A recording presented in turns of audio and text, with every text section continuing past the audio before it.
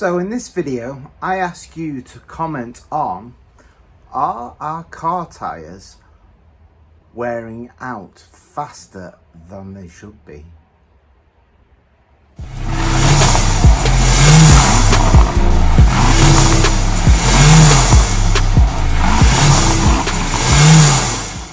So I thought I'd make this video after my MOT on my Mondeo. So I did a video about that, about its advisories, and I'll put it up here.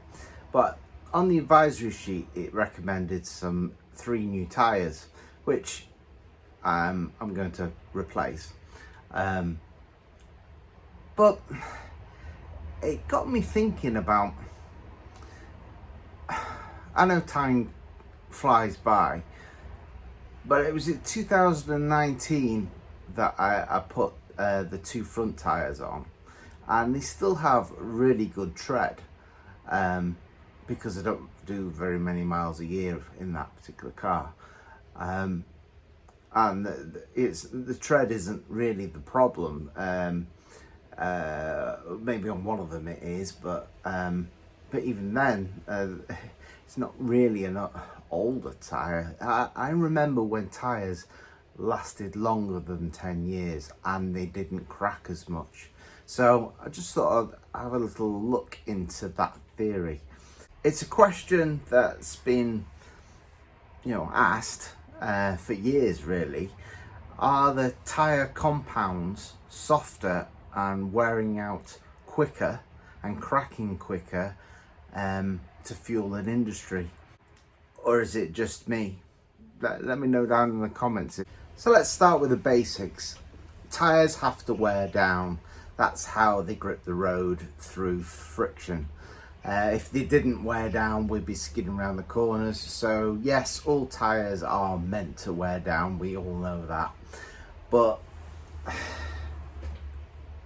has the time they last reduced?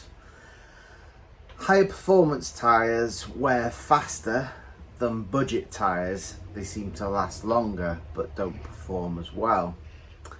So we pay an extra for premium brand tyres that don't last as long.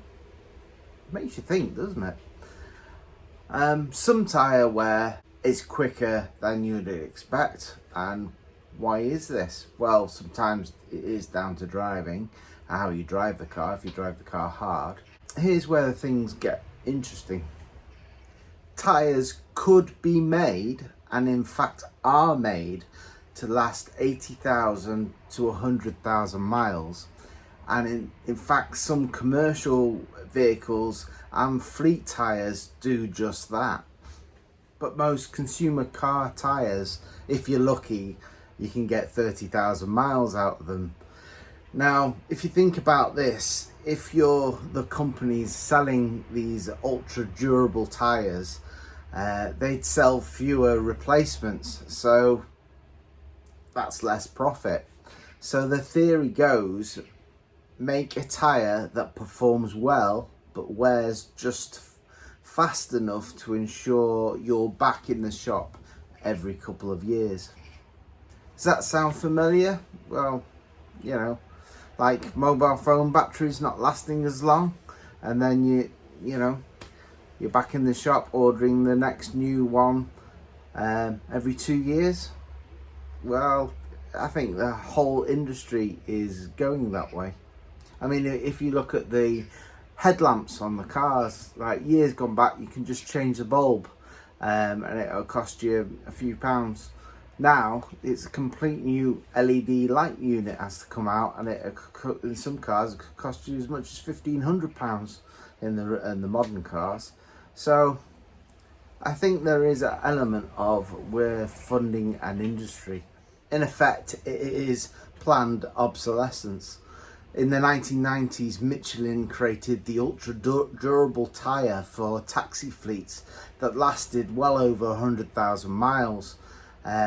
Quietly effective, but did they roll out those tyres to everyone? Well, no, they didn't. And why? Well, it would hit their profits. So, same with Goodyear and Bridgestone. Performance focused compounds are great, but short-lived. Tyre shop is pushing long life tyres as a default option because they want repeat custom every 2 years or sooner. The UK tyre market is worth over 4 billion a year, and globally we're talking hundreds of billions. And guess what? That drives revenue, repeat customers, frequent wear, mandatory replacements. And of course, who's benefiting from that? It's the taxman in VAT. So even if your tyres aren't deliberately weakened, the industry still benefits massively when tyres don't last too long. No one's racing to create a tyre that lasts a decade, even though we have the technology to do it.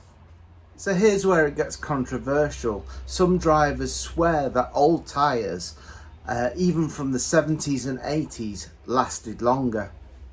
They were less grippy, didn't handle so well, probably yes, but they didn't wear out after 18,000 miles like many modern tyres do.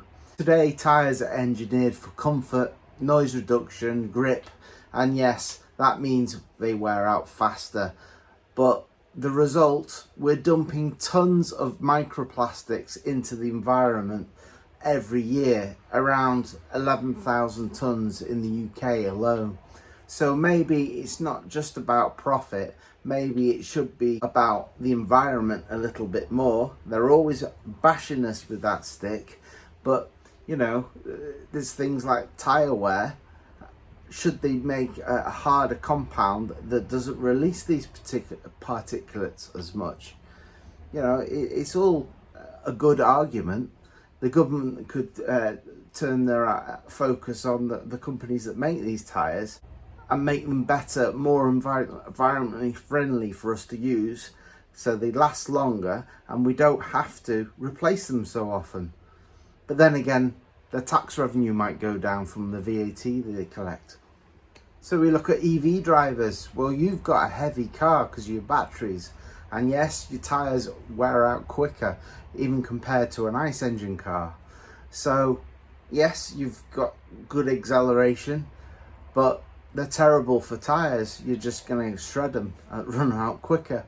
Some EV tyres wear out 30% faster than petrol car tyres. So tyre companies are already rubbing their hands, along with the taxman in the extra VAT they collect, at this electric revolution. So shorter tyre life, higher replacement rates, and higher profits. I think that just says everything about the world we live in now. It's all about the money. So are you with me on this? Let me know down in the comments. Or is it just me thinking they wear out quicker because time flies by? But I don't do a lot of miles, and my tyres are wearing or cracking. The tread is not too bad, but they're cracking at an alarming rate, as you can see from the videos that I put up before. You know, it's £1 billion industry, and they want to make sure we keep going back for more. So let me know down in the comments what you think. I hope you enjoyed the video. Please like and subscribe, because a lot of my viewers are not subscribers. And I'll see you in the next video. Thanks for watching. Bye for now.